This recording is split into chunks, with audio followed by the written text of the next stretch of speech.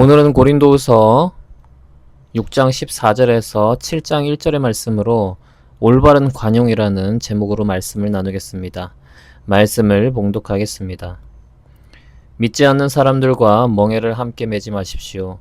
정의와 불의가 어떻게 짝하며 빛과 어둠이 어떻게 사귈 수 있겠습니까? 그리스도와 벨리알이 어떻게 화합하며 믿는 자가 믿지 않는 자와 더불어 함께 차지할 몫이 무엇이며 하나님의 성전과 우상이 어떻게 일치하겠습니까? 우리는 살아계신 하나님의 성전입니다. 그것은 하나님께서 말씀하신 바와 같습니다. 내가 그들 가운데서 살며 그들 가운데로 다닐 것이다. 나는 그들의 하나님이 되고 그들은 내 백성이 될 것이다.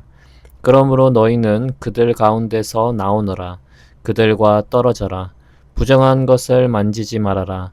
나 주가 말한다. 그리하면 내가 너희를 영접할 것이다. 그리하여 나는 너희의 아버지가 되고 너희는 내 자녀가 될 것이다. 나 전능한 주가 말한다. 그러므로 사랑하는 여러분, 우리에게는 이러한 약속이 있으니 육과 영의 모든 더러움에서 떠나서 자신을 깨끗하게 하며 하나님을 두려워하는 가운데 온전히 거룩하게 됩시다. 아멘. 오늘 함께 나눌 말씀은 고린도후서 6장 14절부터 7장 1절까지입니다. 혹시 이런 경험이 있으십니까? 마음을 넓게 가지세요. 너그러워지세요. 이런 말을 듣고 모든 사람을 다 품어야지 이렇게 다짐을 했는데 막상 불의한 일이나 잘못된 행동을 하는 사람을 보면 대체 어디까지 품어야 하는 걸까? 저런 것까지 괜찮다고 해야 하나 하고 혼란스러웠던 경험 말입니다. 오늘 본문은 바로 그 지점에 대해 사도 바울이 우리에게 주는 명쾌한 답변이 있습니다. 바울은 고린도 교회 성도들에게 마음을 넓히라고 권면을 했습니다. 고린도후서 6장 13절에서 그렇게 권면을 했었죠. 그리고 이제 오늘의 본문의 말씀을 이어가고 있습니다. 마음을 넓게 가지라는 것은 세상의 죄악과 불의까지 모두 용납하라는 뜻이 아니었습니다. 그런데 이 마음을 넓게 가지라는 이 바울의 권면을 성도들이 혼돈할까봐 바울은 친히 진정한 관용이 무엇인지 또 성도의 거룩한 삶이란 무엇인지 균형 잡힌 시각을 가르쳐주고 있습니다. 오늘 본문 14절은 이렇게 시작합니다. 믿지 않는 사람들과 멍에를 함께 매지 마십시오. 이 말씀을 들으면 이제부터 믿지 않는 친구나 동료와는 교제를 하지 말아야 되겠다. 말도 섞지 말아야 되겠다. 이렇게 생각을 할 수도 있습니다. 그러나 이것은 이 말씀의 핵심이 아닙니다. 이 세상에서 믿지 않는 사람들이 훨씬 많습니다. 우리가 그들과 완전히 단절되어서 사는 것은 불가능하며 그리고 또 그것이 하나님의 뜻도 아닙니다. 이 말씀의 진짜 의미는 세상 사람들과 교제하면서 살아가되 그들의 죄악된 가치관과 삶의 방식에 동조하거나 물들지 말라는 것입니다. 마치 죄는 미워하되 사람은 미워하지 말라는 말과 같습니다. 예를 들어서 직장에서 동료들과 즐겁게 지내는 것은 좋은 일입니다. 하지만 동료들이 부정한 방법으로 이익을 취하거나 특정한 사람을 거짓으로 험담할 때 나는 그 동료들과 좋은 관계를 유지해야 하니까 슬쩍 동참하거나 아니면 그런 부정한 행동들을 침묵해서는 안 된다는 것입니다. 그것이 바로 불의와 멍에를 함께 매는 것입니다. 빛과 어둠이 사귈 수 없듯이 우리는 그 어둠 속에서 빛의 역할을 감당해야 합니다. 진정한 관용은 불의를 눈감아주는 것이 아닙니다. 2차 세계대전 당시 수많은 독일 교회가 히틀러의 유대인 학살에 침묵했습니다. 이것은 관용이 아니라 불의에 대한 동조였습니다. 반면에 잘못을 저지른 사람이 진심으로 회개하고 돌아왔을 때 그의 과거를 묻지 않고 따뜻하게 용서하고 품어주는 것이야말로 진짜 관용입니다. 이처럼 진정한 관용은 진리의 기준 위에서 사랑을 실천하는 태도입니다. 그렇다면 왜 신자와 불신자는 근본적으로 하나가 될 수 없을까요? 바울은 그리스도와 악마의 왕인 벨리알이 화합할 수 없다고 말합니다. 그 이유는 첫째로 존재의 이유가 다르기 때문입니다.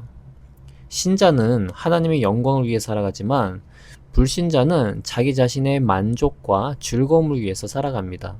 이렇게 신자와 불신자는 존재의 이유가 다릅니다. 둘째는 최종 목적지가 다르기 때문입니다. 신자는 최종 목적지가 영원한 생명을 받는 것입니다. 반면에 불신자는 영원한 벌을 받는 것이 최종 목적지입니다.